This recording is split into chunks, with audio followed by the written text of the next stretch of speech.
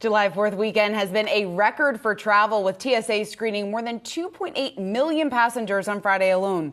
But many of those flyers, they've been caught up in cancellations and delays. According to FlightAware, over 3,800 flights have been scrubbed. Nearly 45,000 have been delayed. Now, for more on the recent travel chaos, we want to bring in Anthony Roman, a former FAA commercial pilot and also the founder of Roman and Associates investigative firm. Anthony, it's good to see you here. So there's certainly a lot of finger pointing going on after what we've seen play out over the last week and a half or so. We have Transportation Secretary Pete Buttigieg. He's pointing fingers at the airlines. The airlines are blaming the FAA. I'm curious just to get your perspective as to why we have seen what we have seen, the chaos transpire over the last week or so.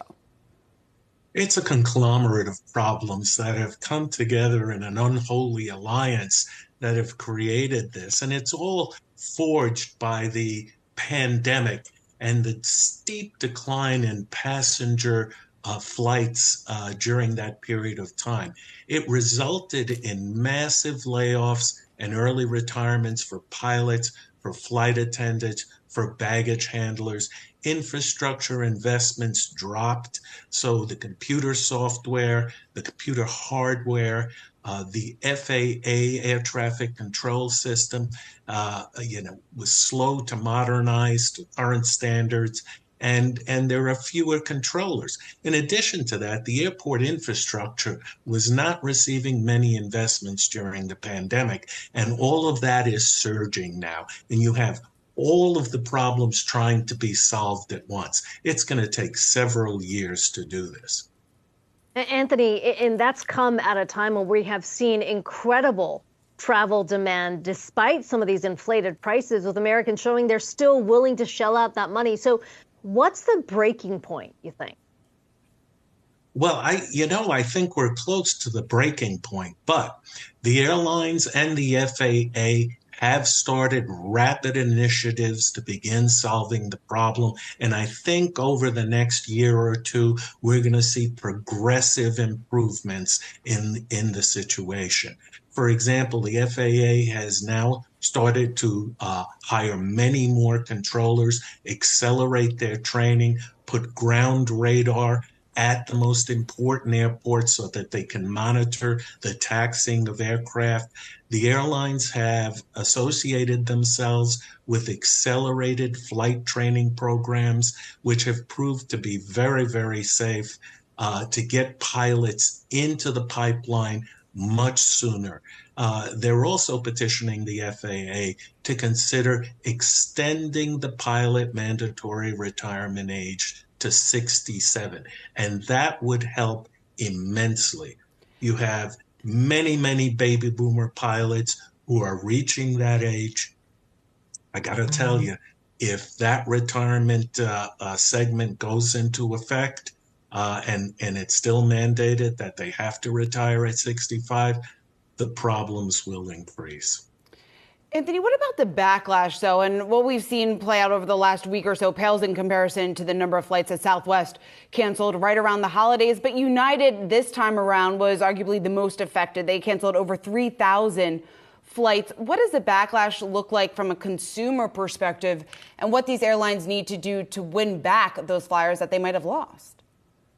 Well, the consumers are angry, and rightfully so. Some airlines have done a better job at infrastructure investment than others. Delta, one of those examples, one of the largest, if not the largest airline in the world.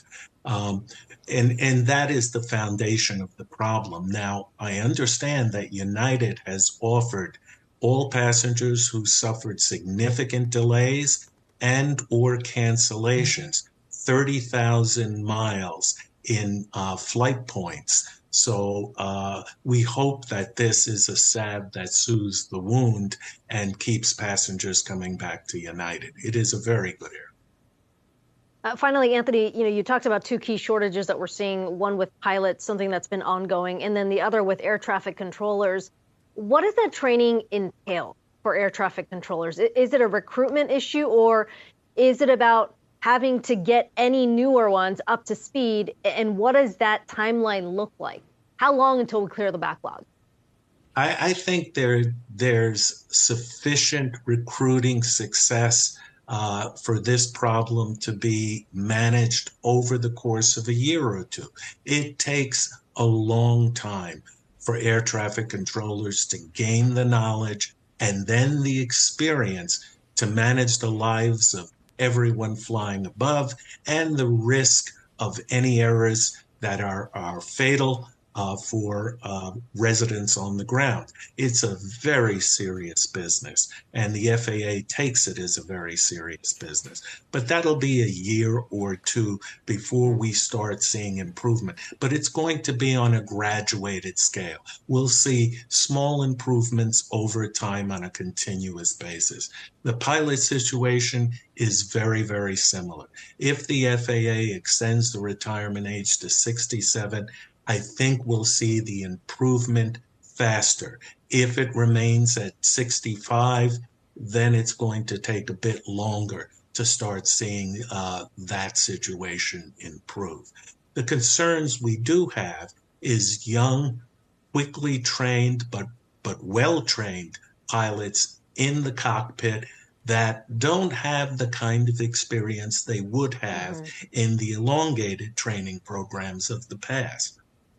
Now, that's something that they'll be learning while they're in the cockpit with a senior airman, the captain, and that seems to be working out well. However, there have been some taxi incursions, and several of them in a very short period of time.